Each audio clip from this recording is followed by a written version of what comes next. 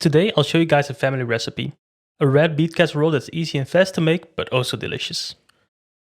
Start with peeling your potatoes. Once they're all peeled, you can dice them into small cubes. The smaller you make them, the faster they are cooked. Now fill your pan with potatoes and add water. Salt the water and bring it to a boil and cook for around 20 minutes. While your potatoes are cooking, you can continue with the vegetables. Remove the stem and seeds from a bell pepper and cut into cubes. And dice a big onion. If your potatoes are cooked, drain them and throw them back in your pan. Start mashing the potatoes. Heat up some milk, but don't let it boil. Now add your milk and butter to the potatoes and continue mashing until it's a nice potato mash. Finish off with some nutmeg.